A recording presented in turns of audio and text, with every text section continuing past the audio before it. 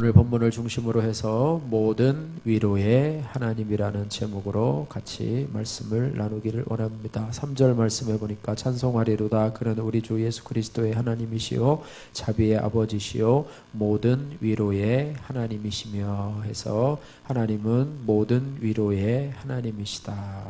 그래서 오늘 제목을 모든 위로의 하나님으로 우리가 정하고 우리 말씀을 살펴보기를 원합니다.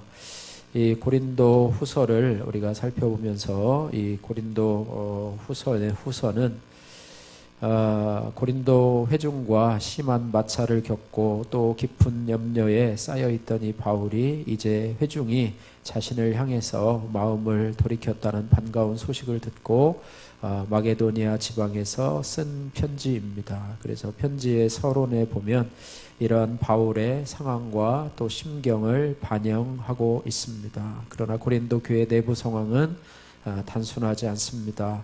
화해에 이른 성도들에게 사랑과 애정을 전하면서도 바울은 자신의 사도성을 또 사역의 진실성을 변호해야 했고 나아가서 거짓 교사들의 다른 복음을 반박해야 하는 어려운 작업을 진행해야 했습니다. 그래서 이러한 이유로 해서 첫 인사 후에 우리 수신자들을 생각하며 감사와 기도를 드렸던 바울의 다른 편지들과는 달리 이 편지에서는 수신자들이 아니라 자신의 상황을 돌아보면서 자신을 향한 하나님의 위로와 자비를 찬양하게 됩니다. 그래서 바울은 환난 중에서 늘 자신을 위로하시는 하나님을 찬양하고 또 죽음의 문턱까지 이르렀던 자신을 살리신 하나님을 의지한다고 고백을 합니다. 그래서 자신이 경험한 고난과 위로에 고린도 성도들도 동참하라는 이 바울의 권면은 이 편지의 궁극적인 목적이 바로 회중을 변화시키는 것에 있음을 보여주고 있습니다. 그래서 바울은 모든 이 고린도 후서 서신을 시작하면서 고린도 성도들에게 위로의 하나님을 전하고 있습니다. 디도의 사역을 통해서 위로와 기쁨을 받은 하나님을 찬양하고 또 그 위로로 인해서 고난 중에 있는 교회를 격려하고 있는 내용이 오늘 본문의 말씀입니다. 자, 먼저 3절에서 5절 말씀은 하나님은 자비와 위로의 하나님이시다 이렇게 말씀하고 있습니다. 3절에서 5절 말씀까지 같이 읽도록 하겠습니다. 찬송하리로다. 그는 우리 주 예수 그리스도의 하나님이시요 자비의 아버지시요 모든 위로의 하나님이시며 우리의 모든 환난 중에서 우리를 위로하사 우리로 하여금 하나님께 받는 위로로서 모든 환난 중에 있는 자들을 능히 위로하게 하시는 이시로다. 그리스도의 고난이 우리에게 넘친 것 같이 우리가 받는 위로도 그리스도로 말미암아 넘치는 도다 이렇게 말하고 있습니다.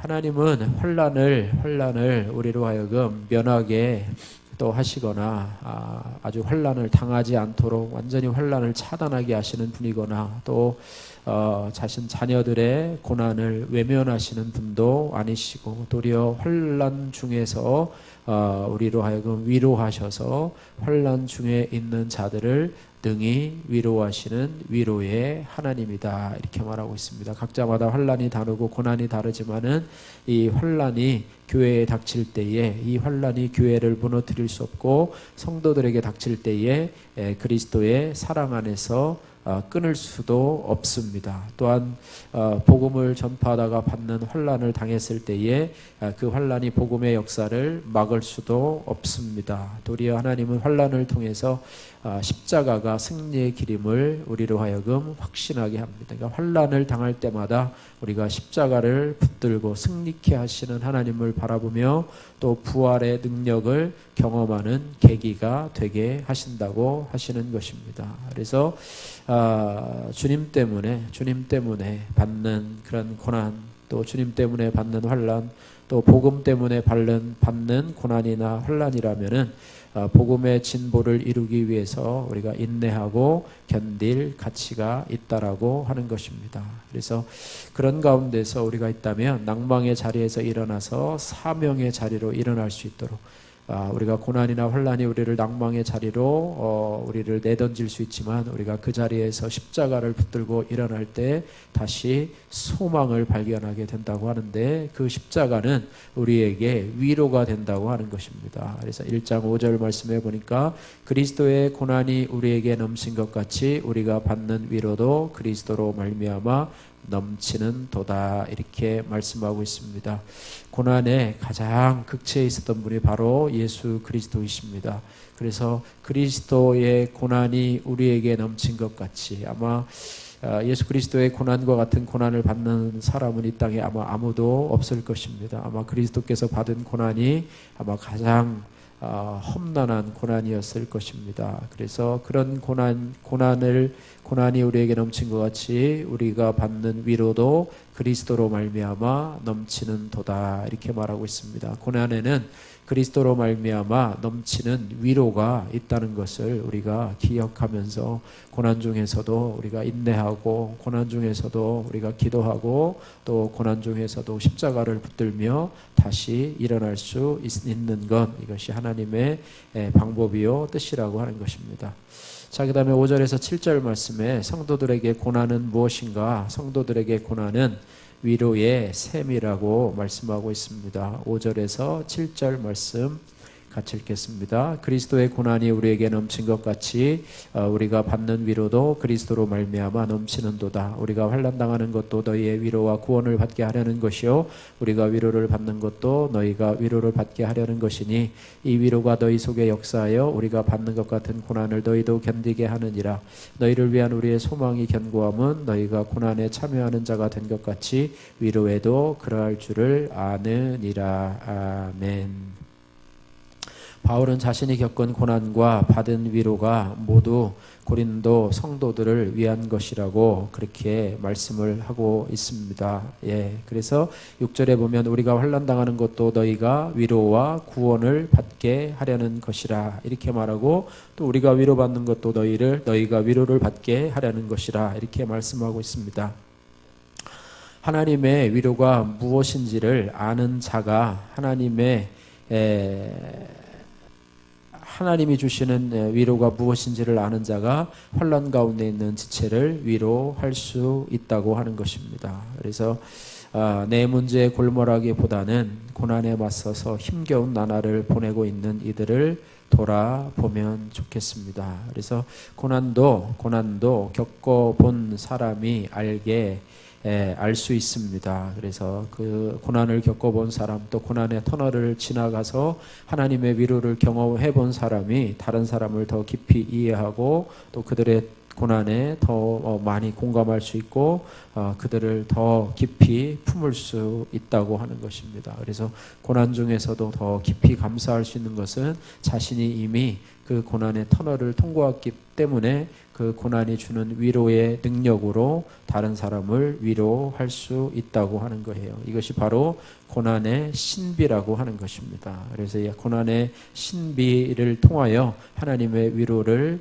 우리가 경험하고, 또 그 위로를 통해서 그 위로를 흘러보내는 통로로 우리가 쓰임받을 수 있게 된다, 이렇게 말씀하고 있습니다. 그래서 나의 고난도 다른 이들을 위로하며 복음의 연대를 이루는데 선용될 수 있다. 합력해서 선을 이루시는 도구로 하나님께서 나의 고난도 사용하신다, 이렇게 말씀하고 있습니다. 3절 말씀에 8절에서 10절 세 번째로 바울은 하나님이 그분만을 의지하게 하시려고 죽음의 문턱에 이르는 고난을 허락하셨다, 이렇게 말하고 있습니다. 8절에서 10절 말씀까지 같이 읽도록 하겠습니다. 형제들아, 우리가 아시아에서 당한 환난을 너희가 모르기를 원하지 아니하노니 힘에 겹도록 심한 고난을 당하여 살 소망까지 끊어지고, 우리는 우리 자신이 사형 선고를 받은 줄 알았으니 이는 우리로 자기를 의지하지 말고 오직 죽은 자를 다시 살리시는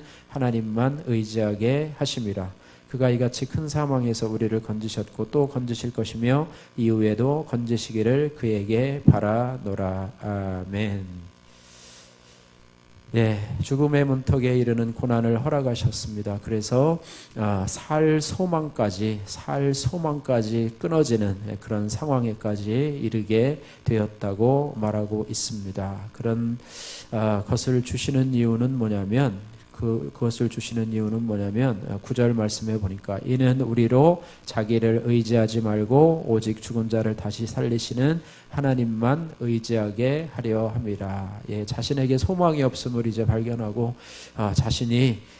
자신을 구원할 수 있는 힘이 자신에게 없음을 이제 인정하게 되고 하나님만 의지할 수 있는 그런 이유로 인해서 하나님이 우리에게 고난을 주신다고 말씀하는 것입니다. 다시 말해서 고난은 내 힘이 아니라 주님의 힘으로 살게 하시려고 주신 시간이고 또 나 혼자가 아니라 나와 함께 기도하고 또 분투하고 협력하는 공동체가 있음을 깨닫게 하는 시간이기 때문에 고난의 시간은 유익하다. 고난의 시간은 유익하다. 그래서 고난의 터널을 통과한 다음에 이제는 힘이 빠져서 자신을 의지하지 않고 이제 하나님만을 의지하는 믿음으로 한 단계 성숙하게 된다고 하는 것입니다. 그래서 고난은 위장된 축복이라고 우리가 흔히 얘기를 하고 있습니다. 자, 마지막으로 11절 말씀에 교회 공동체는 사역자와 함께 사역자를 위해서 기도해야 될 사명을 가지고 있습니다. 11절 말씀 같이 읽겠습니다. 너희도 우리를 위하여 간구함으로 도우라. 이는 우리가 많은 사람의 기도로 얻은 은사로 말미암아 많은 사람이 우리를 위하여 감사하게 함이라. 이렇게 말하고 있습니다. 바울은 우리를 위하여 간구함으로 도우라 이렇게 말해요. 복음 사역을 하고 있는 바울과 또 그에 함께하고 있는 동역자들을 위해서 간구함으로 도우라 이렇게 하는. 기도는 돕는 것입니다. 기도는 복음 사역자를 돕는 것이고 또 기도는 목회자를 후원하는 것이 바로 기도라고 하는 거예요. 바울은 아시아에서 살 소망이 끊어지는 고난을 당했고 또 지금도 당하고 있음을 그들에게 알려주면서 고린도 교회 성도들에게 기도를 부탁하고 있습니다. 나를 위해서 기도해 주라. 또 간구함으로 우리를 도우라 이렇게 말씀하고 있습니다. 이 영적 싸움에 함께 동참해 달라. 나 혼자 있는 것이 아니라 너희들이 내 뒤에 기도의 동역자로 있음을 나로 알게 하라 이렇게 말해. 교회가 목회자를 위해서 기도한다고 하는 것은 복음의 고난에 함께 참여하는 것이고 복음에 함께 동참하는 것이고 그 고난 속에서 위로를 나누는 일이 된다라고 하는 것입니다. 사단은 교회 목회자를 늘 공격하고 또 그를 고난 가운데 처하게 하면서 낙담하게 하고 좌절하게 합니다. 그러나 교회 성도들이 그를 위해서 늘 기도하고 또 영육간에 강건하도록 기도하고 또 시험에 들지 않도록 기도하고 늘 성령 충만하도록 위해서 기도하고 또 말씀을 잘 분별해서 전하는 자로 설 수 있도록 위해서 기도할 때 하나님께서는 그 기도를 들어주시고 우리 안에서 아름다운 복음의 협력이 일어나도록 한다고 하는 것입니다. 그래서 성도들은 목회자들을 위해서 기도하고 또 목회자들은 성도들을 위해서 기도하고 서로 기도에 동참하고 또 기도에 서로 도우면서 하는 것, 이것이 바로 교회 가족 공동체의 모습이라고 생각합니다. 오늘 말씀을 통해서 우리 고난을 주시면서 위로를 주시고 또 위로를 통해서 우리가 위로를 전달하는 통로로 쓰임받기를 원하시는 하나님의 뜻을 바라보면서 이 고난의 목적은 결국에는 하나님을 더욱 의지하게 하려 하는 것이라. 하나님만 더 의지하고 하나님만 더 바라보고 소망하며 살아가는 것이라. 또 고난도 혼자 이겨나가는 것이 아니라 교회 공동체가 서로 기도로 도우며 이것으로 함께 이 일을 이뤄간다는 것을 우리가 알아서 성도들은 목회자들을 위해서 기도하고 또 목회자는 성도들을 위해서 기도하고 또 우리 교회를 위해서 한 몸과 한 뜻으로 기도할 때 하나님의 이런 선한 역사들이 일어나게 된다라고 하는 것입니다.